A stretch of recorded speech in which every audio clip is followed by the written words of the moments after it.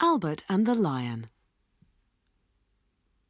There's a famous seaside place called Blackpool that's noted for fresh air and fun, and Mr. and Mrs. Ramsbottom went there with young Albert, their son.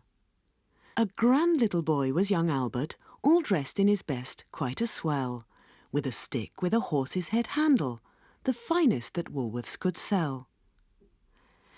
They didn't think much of the ocean. The waves, they were fiddling and small. There was no wrecks and nobody drowned. In fact, nothing to laugh at all. So, seeking for further amusement, they paid and went into the zoo, where they'd lions and tigers and camels, and old ale and sandwiches too. There was one great big lion called Wallace. His nose was all covered with scars. He lay in a somnolent posture, with the side of his face on the bars. Now Albert had heard about lions, how they was ferocious and wild. To see Wallace lying so peaceful, well, it didn't seem right to the child. So straight away the brave little fellow, not showing a morsel of fear, took his stick with the horse's head handle and pushed it in Wallace's ear.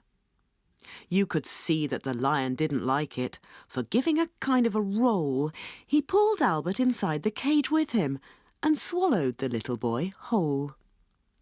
Then Pa, who had seen the occurrence and didn't know what to do next, said, "Mother, that lion's ate Albert."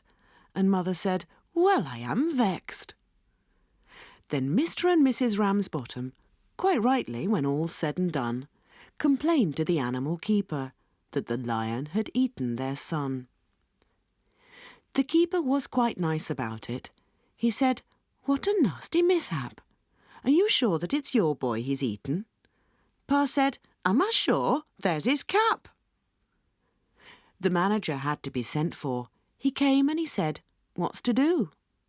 Pa said that lion ate Albert, and him in his Sunday clothes too. Then Mother said, "Right's right, young fellow. I think it's a shame and a sin for a lion to go and eat Albert, and after we've paid to come in." The manager wanted no trouble. He took out his purse right away, saying, "How much to settle the matter?"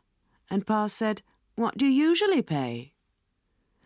But Mother had turned a bit awkward when she thought where her Albert had gone. She said, "No, someone's got to be summonsed." So that was decided upon. Then off they went to the police station. In front of the magistrate chap, they told him what happened to Albert and proved it by showing his cap.